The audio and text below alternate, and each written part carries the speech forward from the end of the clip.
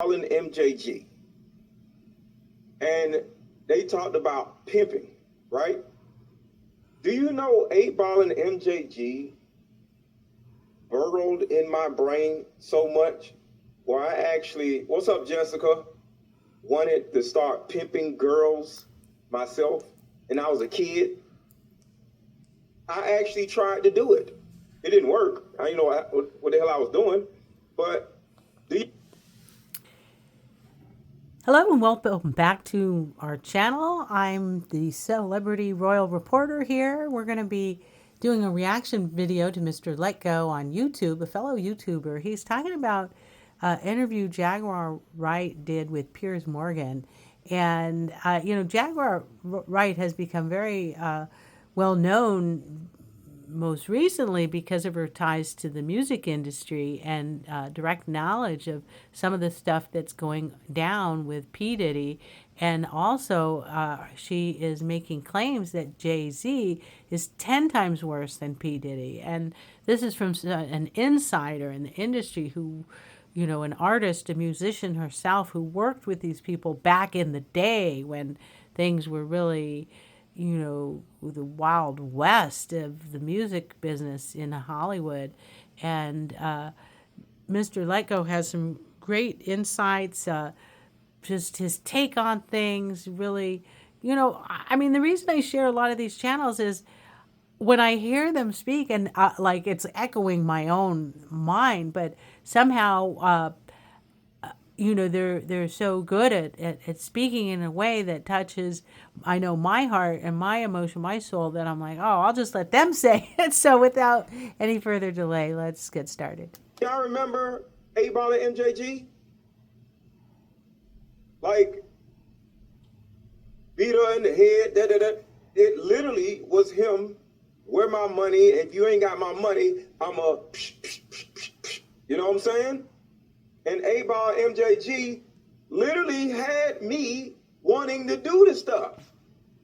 So when I sit back as an adult with children. Just pausing real quick. And this is why the music industry has always been allegedly targeted by the CIA and mind control programs like MK Ultra to use music specifically for exactly what he's talking about, to basically kind of hypnotize the youth or corrupt the minds of the youth and make them do bad things. And some people are saying, specifically hip hop, to fill the private prisons, which is a profit industry. But we won't go into that. I'm just giving background and context for his comments. Children with daughters. I have 2 daughters.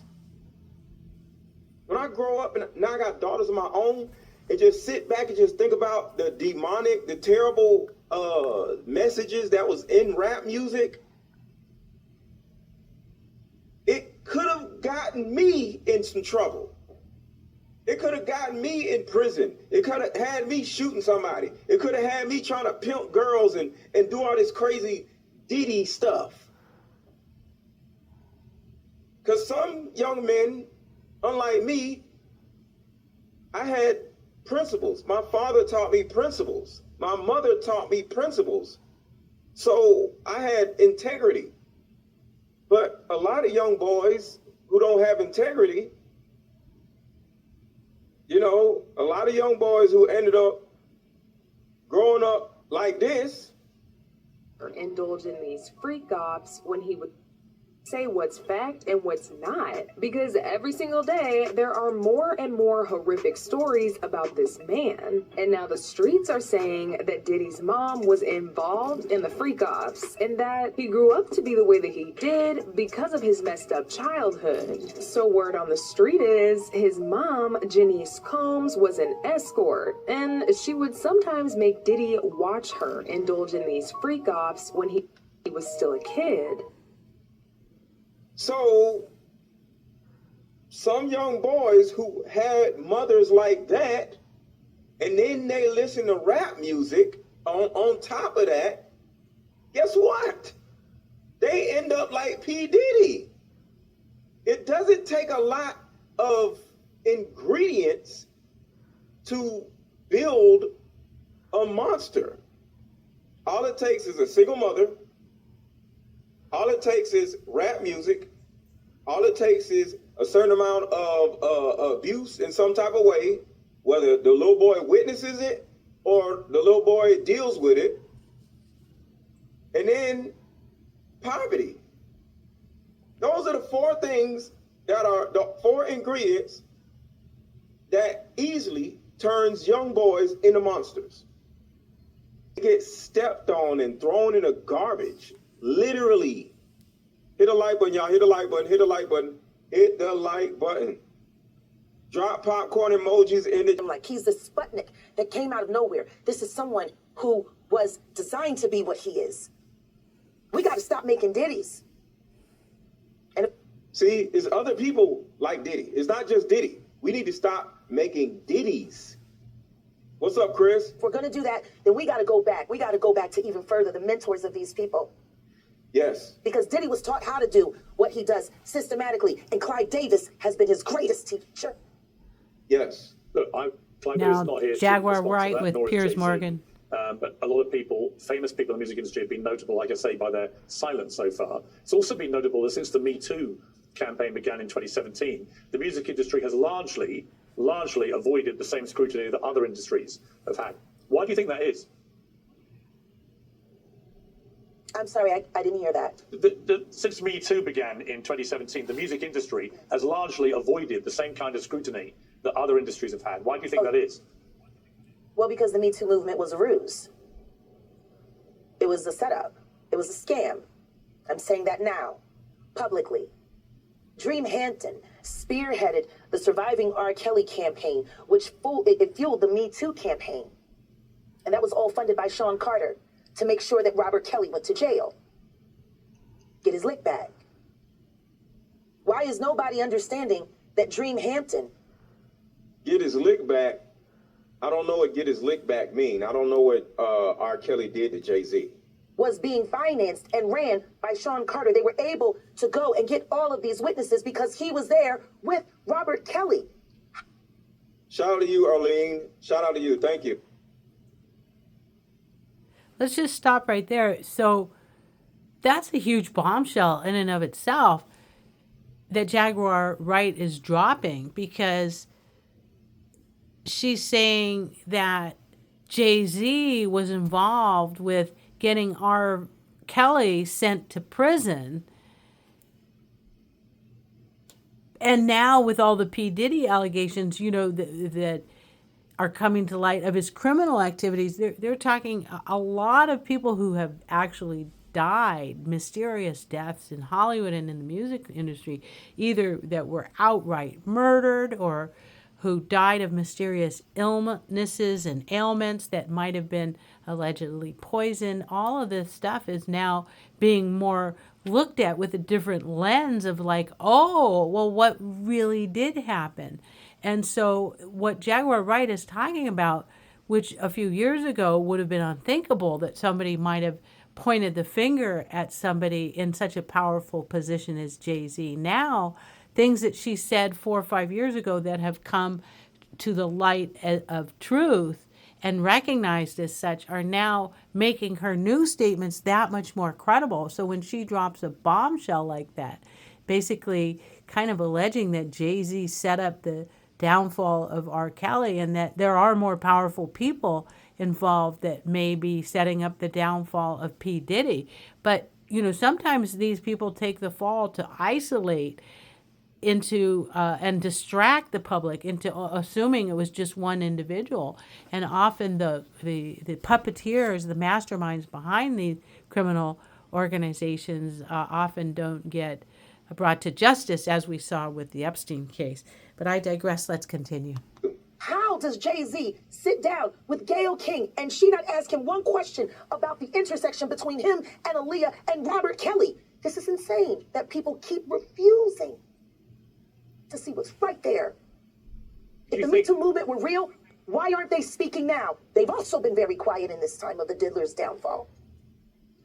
Jaguar, Guess they go on vacation. if this goes to court, Jaguar, do you think that the world is going to be shocked by what comes out? Oh, absolutely. I just don't know why they are. It's been... Well, the reason why is because nobody knows. Like, nobody knows what these people have been doing. Nobody knows. Been happening in front of everyone's faces for decades. For decades. How many victims? What's the difference between me and Judy Garland? Social media. How many victims? There was none for her. How many victims potentially do you think there could be? Thousands.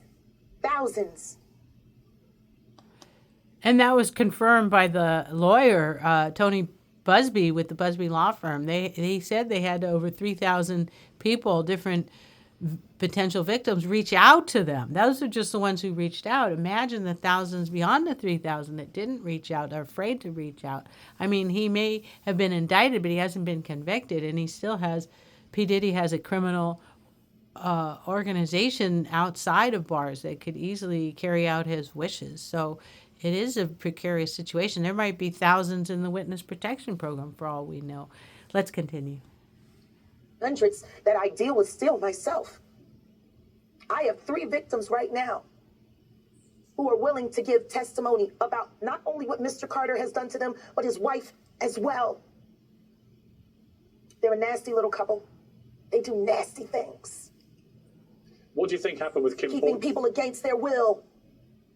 Putting people on planes while they're unconscious, just like Aaliyah got on that plane. Unconscious.